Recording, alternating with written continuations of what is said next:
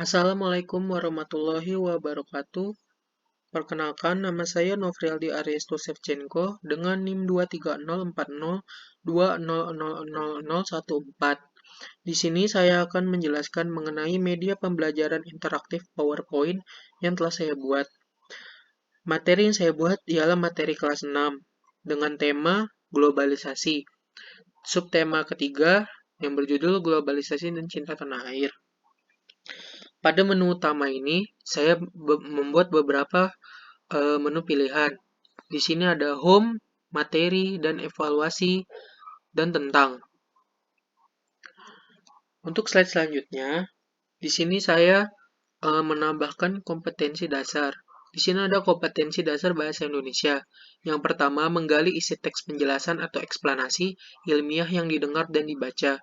Yang kedua, menyajikan hasil penggalian informasi dari teks penjelasan atau eksplanasi ilmiah secara lisan, tulis, dan visual dengan menggunakan kosakata baku dan kalimat efektif.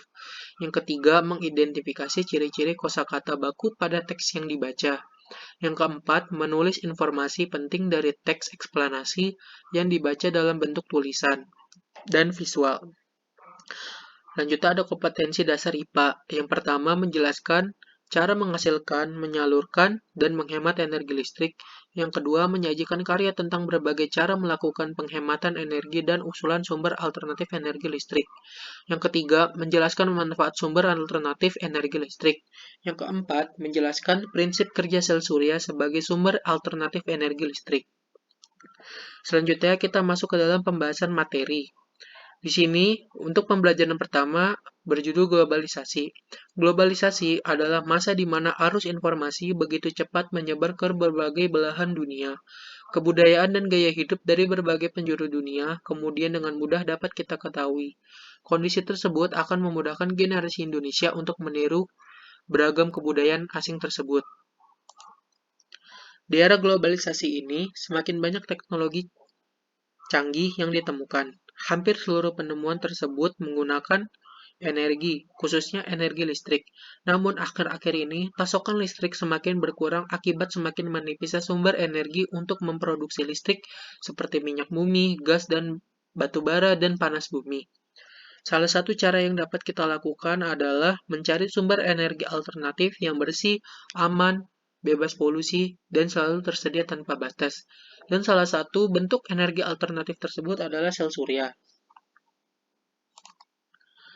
Lalu kita masuk ke dalam pembelajaran kedua yang berjudul Cintai Buah Dalam Negeri.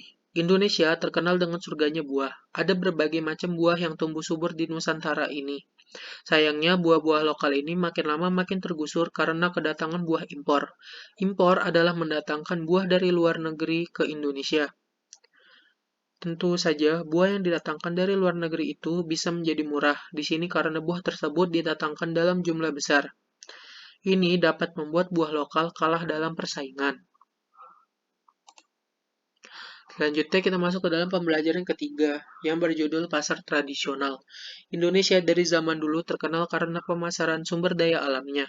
Dulu hanya ada pasar tradisional yang telah memperjualbelikan berbagai barang, sehingga pasar tradisional merupakan warisan budaya leluhur kita terdahulu.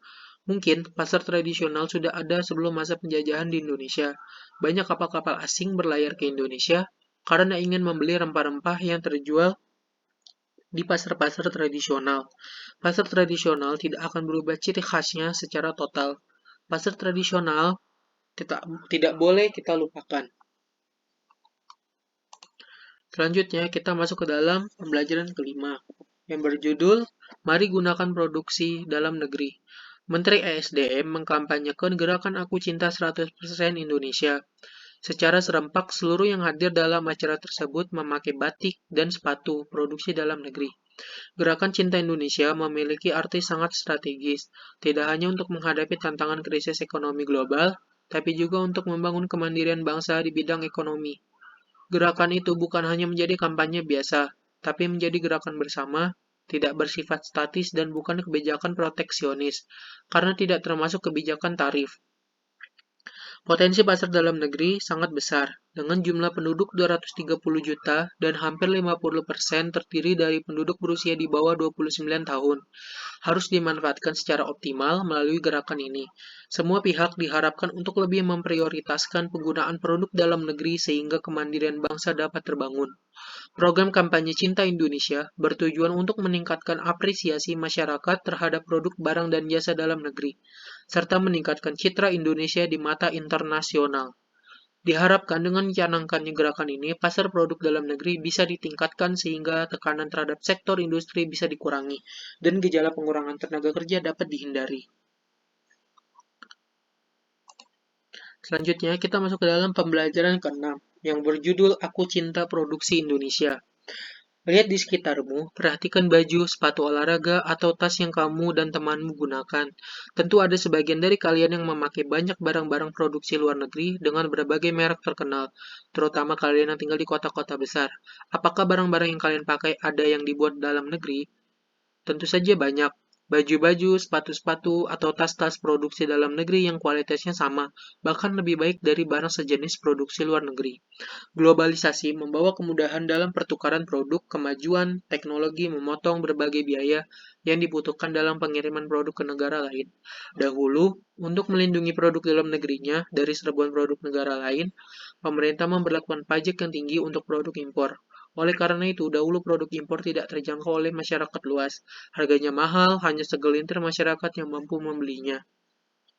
Di era globalisasi, tuntutan perdagangan bebas antar negara mengecilkan kemungkinan untuk memperlakukan pajak yang tinggi. Akibatnya, produk dalam negeri harus rela bersaing dengan berbagai merek produk luar negeri. Selanjutnya, kita masuk ke dalam evaluasi. Di dalam evaluasi ini, saya sudah membuat beberapa pertanyaan atau kuis yang bisa kita kerjakan. Dan sekarang kita akan mencoba mengerjakan kuis tersebut. Untuk soal pertama, alat komunikasi yang berperan penting dalam penyebaran informasi di era globalisasi seperti A. Telegraf, B. Internet, C. Kentongan, D. Surat pos. Dan jawaban yang tepat menurut saya adalah B. Internet. Lalu, soal nomor 2. Salah satu dampak dari pengaruh informasi yang mudah didapat dalam era globalisasi ini adalah A. Generasi tua menjadi kembali muda. D. B. Terputusnya kebudayaan antar generasi. C. Generasi muda dengan mudah meniru budaya luar. D. Budaya luar negeri sulit masuk ke Indonesia. Dan menurut saya jawaban yang tepat adalah C. Generasi muda dengan mudah meniru budaya luar. Soal nomor 3, arus informasi di era globalisasi menyebar dengan begitu cepat. Berikut ini informasi yang perlu kita waspadai adalah berita, A. Olahraga, B. Kriminal, C. Ekonomi, D. Hoax. Dan jawaban yang tepat menurut saya adalah hoax.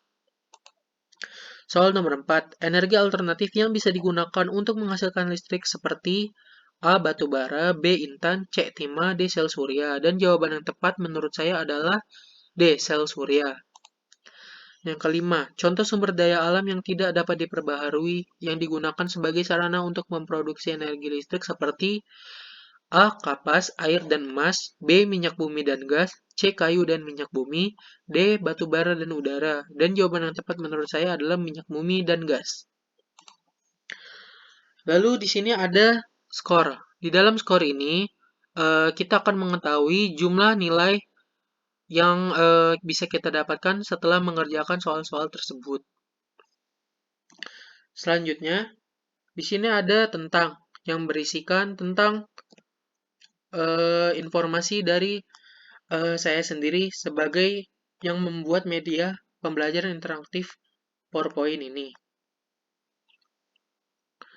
Dan demikian penjelasan yang bisa saya berikan. Semoga bisa bermanfaat untuk kita semua. Dan apabila ada kekurangan atau ada kesalahan dalam penyampaian materi ini, mohon dibukakan pintu maaf. Sekian dari saya. Wassalamualaikum warahmatullahi wabarakatuh.